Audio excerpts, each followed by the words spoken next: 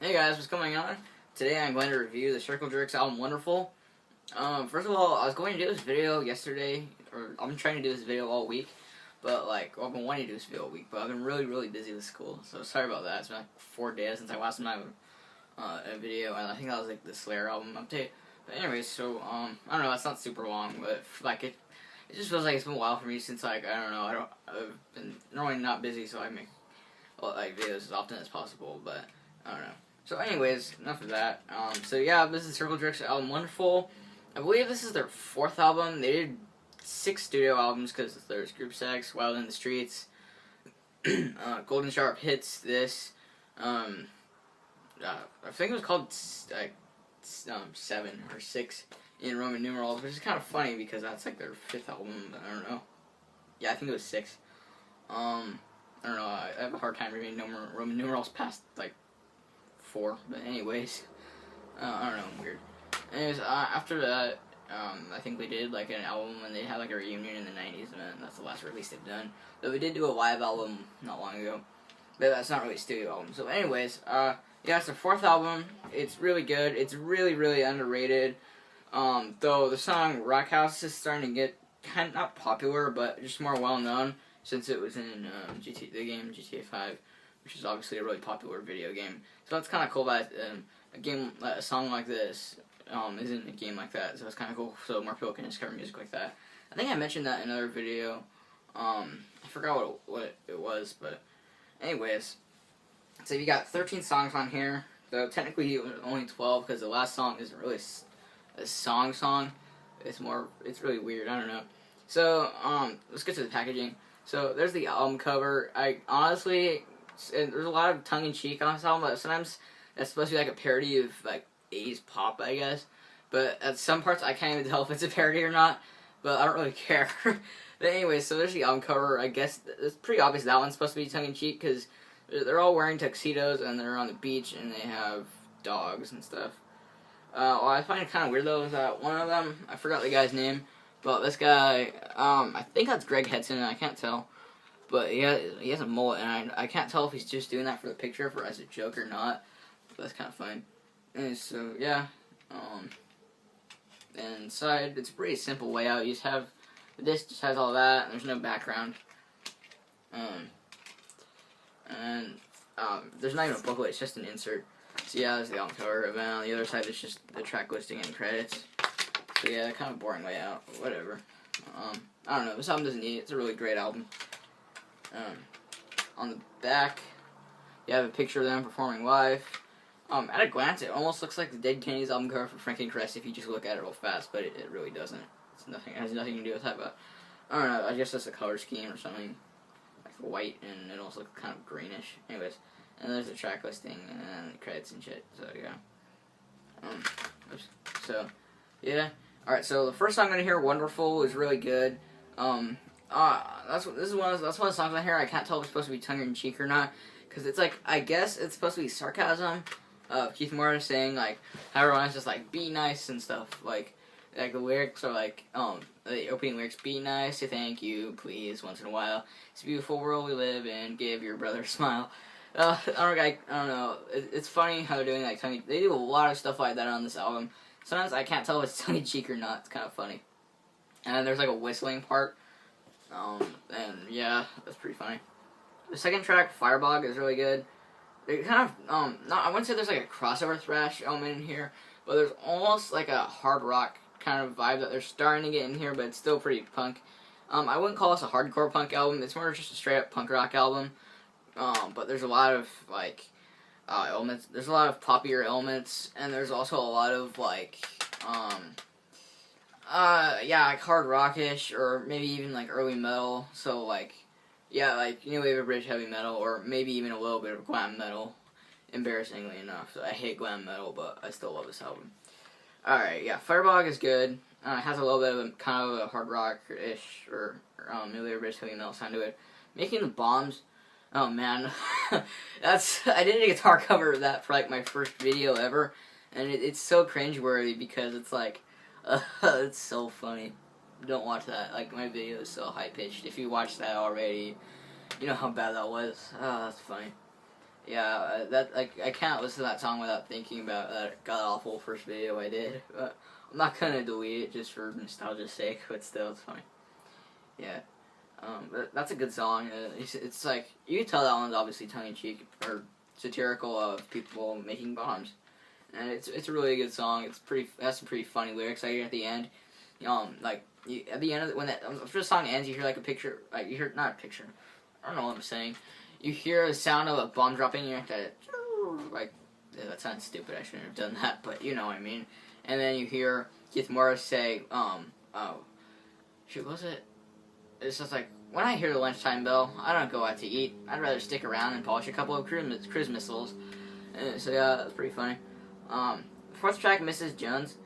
Originally, I thought that song was like the most annoying thing in the world, but it kind of grew on me. And then my dad ruined the song for me because I was playing the song in the car one time, and my dad was just like, he said like, this sounds like Ballroom Blitz from Sweet, and I was just like, oh god, because it does sound like that song. If you've heard Making the Bombs and you haven't heard that song, look it up. It's really, really bad 70s glam rock song. But it's funny because it really sounds like that song. It has the same beat.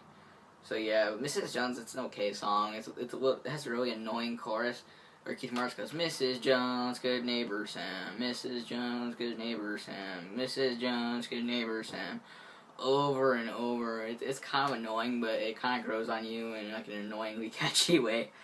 Yeah, that song's good. The fifth track, Dude, it's alright. I don't know.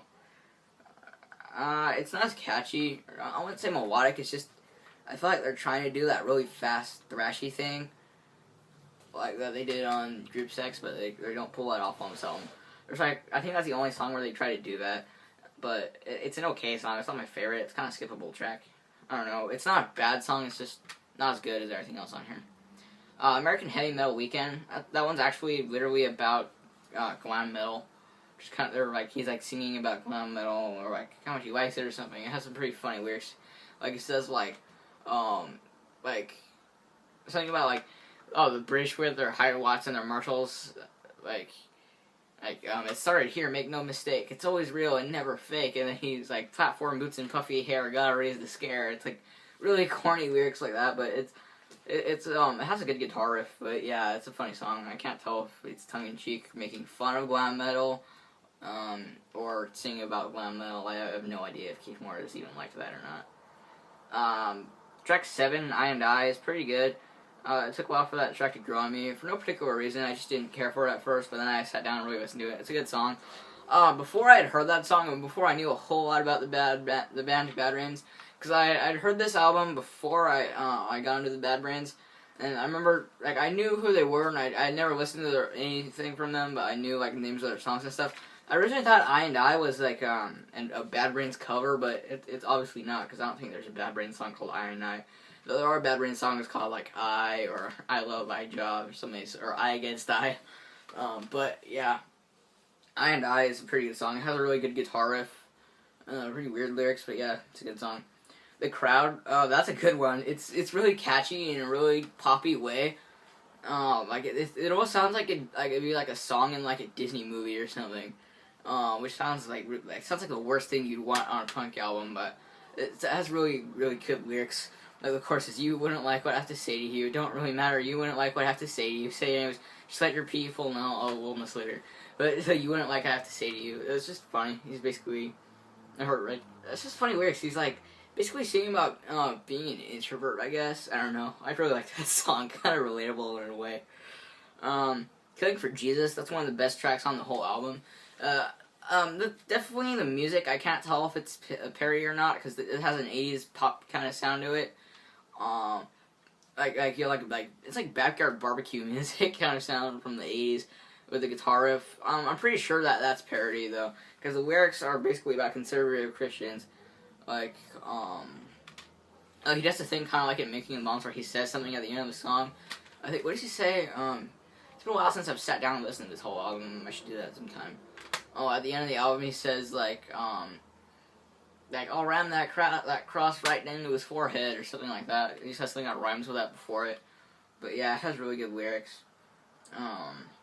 Karma Stew, that one has a pretty good, Like, it's one of those songs where, like, the first time you hear it, you know it's a good song. It has a really good guitar riff. It has almost a different production vibe than the rest of the album. Like, there's less mid on the guitar. It has a good guitar riff. It almost has, like, a... I guess I'd say, like, a voodoo-y kind of vibe that I get from it. I don't know why, but I get kind of a voodoo-y vibe from that track. I'm not sure why. But yeah, Karma Stew is a good song. 15 minutes, that's probably the longest song on the whole album, and it's like a bluesy kind of thing. It's a really quiet song. I've never really cared for that song, personally. I don't know, it's alright. The second to last song, Rock House, is a really good one. It's probably one of my favorites on the whole album. I think my favorite would have to either be the title track or Making the Bombs or Killing for Jesus, but Rock House has a really good guitar riff, but kind of like a new wave of British heavy metal kind of vibe. Like, it almost sounds like it could be like yeah, it sounds like it could be like a Judas Priest riff or something like that. It has a good riff, and I'm not sure what the lyrics are about. I think it's about just rock music, but it's a really good song.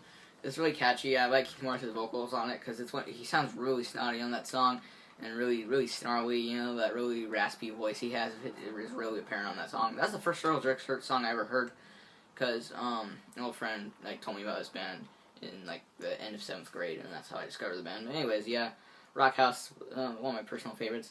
The last track, I don't know what the hell they were thinking. Number 13, the title track is called Another Broken Heart for Snake. It's so effing weird. So I don't know what the heck it's about. You hear a phone ring, and you hear, "Hello, Snake, Snake, hello, hello, hello, Snake," and like a female voice, and then you hear some like a chorus, what's it called? Shoot, you hear like a choir of like little kids singing "Just Another Broken Heart for Snake," and they say like, "Where is she now?" or something, and it's really corny, and I still can't tell if it's tongue-in-cheek or not, but I don't really want to know if it's tongue-in-cheek or not, because it's like with so many songs on here, I can't tell if it's tongue-in-cheek or not, but I don't want to know, because it would probably ruin it for me, because I get the feeling it probably wouldn't be tongue-in-cheek. But yeah, it's such a weird song. I don't know what they were thinking. It's been like 30 seconds long. It's a weird song. I don't know what the hell. But overall, this is a really good album. If you're into punk rock, I would definitely recommend this. If you're getting into punk, definitely check this out. This is a good start album. When I was just getting into hardcore, like I started out with bands like Black Flag, The Misfits, AFI, early AFI, of course, the Ramones. And then I was into straight up, then I kind of got sidetracked in the metal for a while. I think I've talked about this in one of my videos, I'm not sure. I should just make a video about my musical evolution of my musical taste, I guess. That'd be a good video. Or how I got into punk rock and metal. But yeah, I got sidetracked into with metal. Like I got into like Metallica, Iron Maiden, Pantera, Anthrax, Megadeth. And then I was just like, alright, I feel like listening more punk now. So then I got Minor Threat. That was the first CD I think I got. That and The Exploited's Punk's Not Dead. When I started getting really into punk. But this album, yeah, my friend told me about this band, and I totally got into them. So yeah, overall, I would give this album 8 out of 10. Really good. It has pretty nice production. It's really short. It's only like half an hour long, or 20-some minutes long, but it's really good. I recommend it if you're getting into punk rock, or if you like punk rock. So yeah, overall, 8 out of 10, like I said. So that's it for today's video. I really hope you enjoyed. Don't forget to like, comment, and subscribe, and I'll see you guys next time. Goodbye.